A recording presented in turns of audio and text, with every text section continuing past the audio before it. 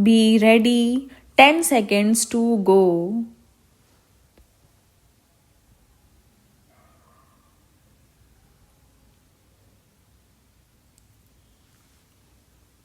Start. I think, sir, that apart from a national health policy, which I would welcome, of course, there are so many other factors on which the whole question of population control depends. My point is that I would have expected Honorable President to give the highest priority to this problem, which has now reached a dimension where everybody, whether in the government or in the opposition, should be distressed and worried about as to the future of our country, development in our country, and how we are going to cater to the needs of these millions of people whose numbers are growing all the time is a question which I think baffles everybody at the moment. We are sometimes getting rounded by saying that we do not want to go deep into this problem because of the emotions or the kind of sentiments which are aroused by it. Sir, I humbly say that this is no way of dealing with this problem now. Otherwise, in a few years from now, our country will be facing an insoluble crisis because of this growth of population. I would therefore like the government, if it has any further idea on the subject, apart from talking of stabilization of population, to take the House into confidence and tell us something more about how they propose in this national health program, which they are considering to deal with this problem, which has really reached gigantic proportion.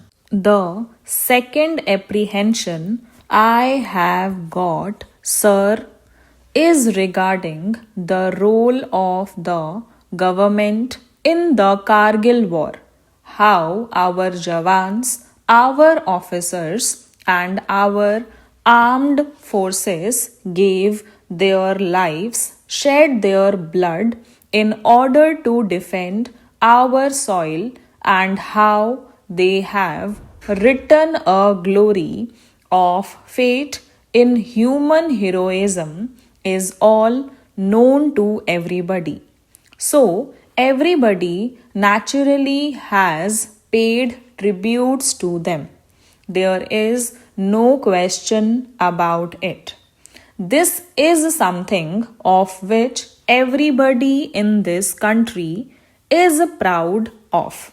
But I must raise one point, and that is how are these young men of our armed forces exposed to this danger to their lives and their safety, when the government took a stand that they had not been aware, they had no knowledge, they were not conscious of the fact that there had been a large scale incursion into our territory by armed people from Pakistan who included not only the regular Pakistani army but also so called mujahideens who were mercenaries recruited from different countries and who were put up in front of the regular Pakistani army in order to show that they were fighting some kind of liberation war. There were two options, if I may say so, before the government. If the government is speaking the truth when it says it had no knowledge, at least for several days they had no knowledge of the fact that there had been this incursion by several thousand people across our border in the Kargil area. If that is one option, that really they had no knowledge, no information. If that is a fact, then it can be established. Then, of course, our intelligence agencies, of whom we have got many, not only one, but we have many, will be held to be culpable. We have we have got the military intelligence, we have got the IB, and we have got so many intelligence agencies. They will be held to account if it is a fact that for several days the government really had no information, no knowledge of the fact that this incursion had taken place where those people were supposed to have entered up to a distance of about 12 to 15 kilometers inside the line of control on our side of the border, and no information was available to the government. Then, what were our intelligence agencies doing? Naturally, every citizen in this country has got this question in mind. Subsequently, so many newspapers, so many magazines, and so many other documents have raised this question because everybody wanted to know what was the truth. On the other hand, that is the other option.